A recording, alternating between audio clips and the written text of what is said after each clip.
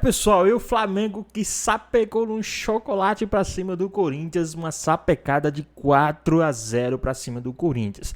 A mídia já está repercutindo demais essa vitória sensacional do time do Flamengo e muito mais. Ficou interessado, quer saber tudo que a mídia está falando? Então assiste esse vídeo até o final. É isso, cheio de gols pro Flamengo, tranquilidade pro técnico do Flamengo, e a gente atualiza, então começa puxando essa fila com o Rodrigo Jufo, direto do Rio de Janeiro, para falar sobre o dia seguinte do Flamengo, com seus 3 pontos, com uma goleada e a torcida feliz lá no Maraca. Jufo. Bom dia, Mari, bom dia, amigos do Sport Center, torcida feliz no Maraca e também por todo o Rio de Janeiro. A gente tá numa daquelas segundas-feiras que você sai de casa e a cada 10 pessoas que você vê na rua, 8 estão com a camisa do Flamengo, afinal o clima aqui é de muito orgulho do time depois dessa goleada sobre o Corinthians 4-0. Já tinha tido uma goleada de 6-0 sobre o Juventude, mas aí ficou toda aquela discussão entre torcedores. Mas era o Juventude, agora era o Corinthians 4-0, uma atuação de gala da equipe de Felipe Luiz e com a coroação de Pedro, né? Depois de 8 meses afastado com uma lesão séria no joelho, o centroavante voltou a ser titular da equipe do Flamengo, entrou com a equipe no campo e pôde entrar com as 2 filhas também que nasceram durante o período de recuperação do Pedro, então ele ainda não tinha tido a oportunidade de entrar com as filhas em campo e agora nesse jogo contra o Corinthians teve e marcou 1 gol para cada filha.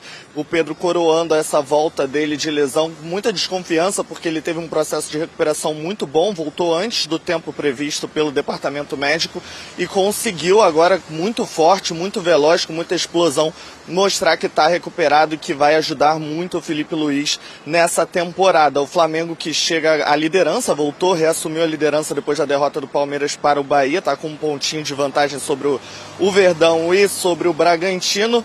Vai para a Copa do Brasil na liderança do Campeonato Brasileiro, que é a prioridade, com o artilheiro Arrascaeta, 5 gols, fez mais um contra o Corinthians. Então, tudo um clima ótimo aqui no Flamengo para essa partida contra o Botafogo da Paraíba, que vai ser no Maranhão, né? Então, o Botafogo vendeu esse mando de campo, o Flamengo viaja até o Maranhão para essa partida e o Felipe Luiz vai fazer um time misto nesse jogo. A gente lembra das prioridades, a Copa do Brasil era a 3ª prioridade da diretoria, não significa que o Flamengo vai largar, óbvio que não, eles já falaram abertamente sobre isso, mas o Felipe Luiz vai rodar o elenco e para essa partida contra o Botafogo, time misto, Mari, clima muito bom no Flamengo, torcida muito feliz aqui no Rio de Janeiro. As coisas como sempre, né, do lado do Timão para serem atualizadas. Agradeço a Lili e o Jufo e na tela já os números do Pedro em 5 jogos desde o retorno.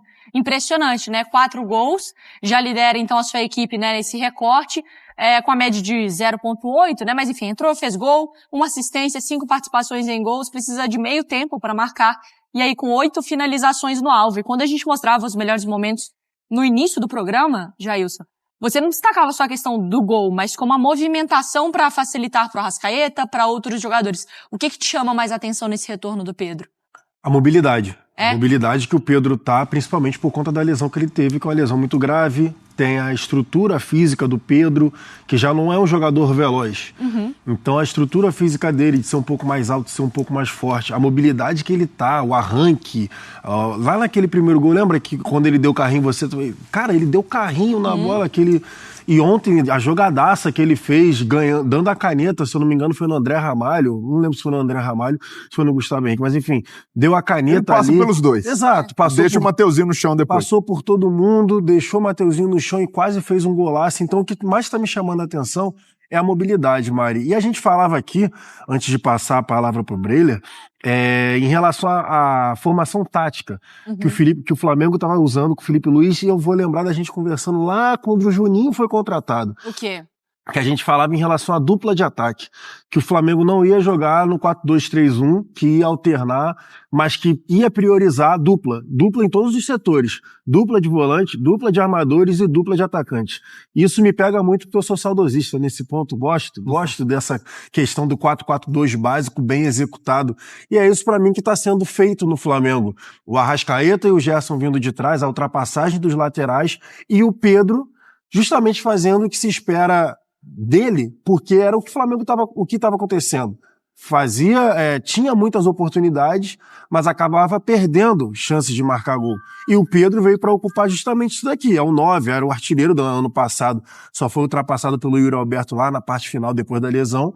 era justamente o que a gente esperava. O Pedro com uma dupla um pouco mais leve. Vai ser o Cebolinha, vai ser o Juninho em determinado momento, vai ser o Bruno Henrique. Vai rolar, assim, essa alternância de dupla de ataque, mas é o titular absoluto até por conta de seleção brasileira também. E é diferente você ter um Pedro dentro da área pra marcar, né? Quando você é o zagueiro. Tá passando um correndo de um lado, outro do outro, mas tá o Pedro parado ali. Eu acompanho, eu marco, eu dobro, eu saio, eu marco de longe. É muito difícil marcar o Pedro. É muito difícil. E é isso, né, Mari? Porque ele não fica parado também, não é aquele centroavante estático. Se movimenta, tem qualidade para jogar. E o Flamengo ganha muito com a volta do Pedro. Ontem, tudo bem, tem o lado do Corinthians também. Era isso que eu ia te perguntar. Diz mais sobre o Flamengo ou diz mais sobre o Corinthians, Breiler? Diz mais sobre o Flamengo, porque tem a fragilidade do Corinthians, o momento, com o técnico interino, sem o Dorival ainda, mas a gente tem visto o Flamengo Prime na mão do Filipe Luís. Isso desde o fim do ano passado já é uma amostragem consistente de bom futebol e o principal, de um time muito equilibrado. O Flamengo já tem 6 jogos, melhor ataque do Campeonato Brasileiro, 15 gols, a melhor defesa, só sofreu 2. 5 jogos consecutivos sem ser vazado, e aí não é, nossa, o Rossi está sofrendo. Não, o Flamengo é um time que sofre pouco. Ontem o Rossi fez aquela defesa no chute do Carrilho, mas fora isso, trabalhou pouco. Então o Flamengo hoje tem uma boa defesa, um ótimo meio-campo, um ataque recheadíssimo de opções, que dá ao Filipe Luís uma possibilidade de variar, como o Jailson falou, de jogar num 4-4-2, de ter o Plata jogando ali como um falso 9 de vez em quando o Pedro não tiver à disposição. Então, bom elenco, bom treinador, ótimos jogadores, craques voltando à forma, como a Arrascaeta, como o Gerson.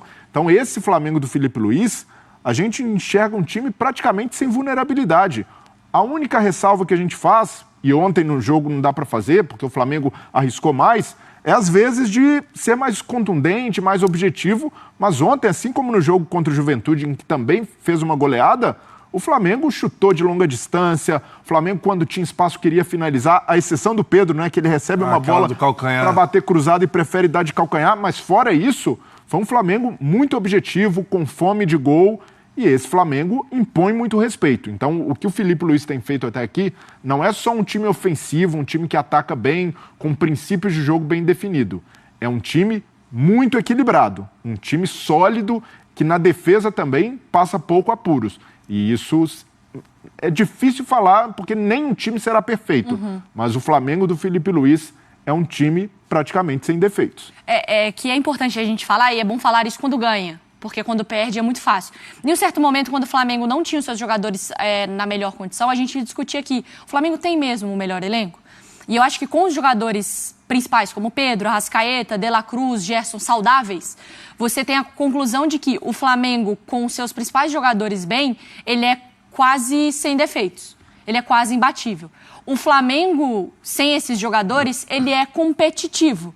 Você pode encontrar uma criptonita para ele. Ontem as substituições, né, Mário? Bruno Henrique, Luiz Araújo, Alan foram as substituições do Flamengo. Isso eu tô lembrando, porque eu tenho que pegar para ver exatamente quais foram. Porque assim, pode chegar em algum momento que eu conheço aqui esse pessoal da imprensa, que é assim, um foi convocado, o outro machucou, o outro tá suspenso, perdeu, a conversa vira. O elenco do Flamengo não é isso tudo. Eu acho que a verdade é um problema do calendário brasileiro. Eu acho que a conclusão o Flamengo com todo mundo bem, ele é quase imbatível. Sim. O Flamengo com algumas peças a menos, sem seus craques talvez, sem as suas joias do Thanos, talvez ele é um pouco mais brigador, não tô, né? Sim. Porque em algum momento a gente vai falar sobre isso. Não, mas é uma diferença considerável, Mari, que você está levantando realmente, porque, por exemplo, a gente já falou aqui diversas vezes do elenco do Corinthians em relação a teve a correção de rota na temporada passada. Mas a gente já falou, por exemplo, o Garro está machucado há um tempão. Ninguém conseguiu fazer a função do Garro. Precisa de jogador de velocidade, não tem o que fazer. Aí coloca o Romero aberto, não corresponde, vai o Carrillo para jogar aberto, que é o volante, que é o principal jogador. Tenta o Thales Magno. Por exemplo, ontem, sendo sincero, sai a escalação, ali começa o jogo e já vê a situação que o Flamengo propõe, né, para o Corinthians. E ali, quando vendo as linhas de defesa, o Breiler estava enaltecendo, né, a defesa do Flamengo. Quando o Corinthians teve a bola, que foi a partir só dos 15 minutos para lá, Tava ali, o 4-4-2 bem nítido, Arrascaeta e Pedro marcando a frente, as linhas todas bem juntinhas, todo mundo ali naquele pêndulo, né, tirando o espaço do Corinthians. Só que quando o Flamengo tinha a bola, o Corinthians não tinha homens suficientes para marcar no meio-campo. Por quê? E aí, desculpa, é o interino e tudo mais, mas é uma questão muito óbvia. Se você vai entrar com Romero, Yuri Alberto e Memphis, mesmo que o Memphis baixe para fazer a meia, para fazer a 10, o Memphis não vai combater. Não vai. Ele não vai voltar para fazer o tipo de marcação. Então você vai ter um jogador a menos no meio-campo. E aí você vai ter um jogador a menos no meio-campo. Com Pulgar, com De La Cruz, com Gerson e Arrascaeta. Não vai achar, tu não vai pegar. E foi isso que aconteceu. Tanto que o Yuri Alberto só encostou na bola com 15 minutos do primeiro tempo. E a coisa louca também do Flamengo, porque mesmo nos jogos em que não venceu, Central Córdoba, um ponto fora da curva nessa temporada, uma derrota inesperada dentro de casa. Mas contra Vasco e contra a LDU, o Flamengo foi superior. E num contexto muito específico. Um clássico em que o Vasco ali foi valente, o Léo Jardim salvou. Mas o Flamengo produziu para vencer e vencer até bem. E contra a LDU, na altitude de Quito, se tivesse tido a objetividade contra o Corinthians, teria saído como uma vitória, fora de casa. Então, é um Flamengo que tem padrões muito bem definidos. E isso ajuda a amortecer quando tiver desfalque.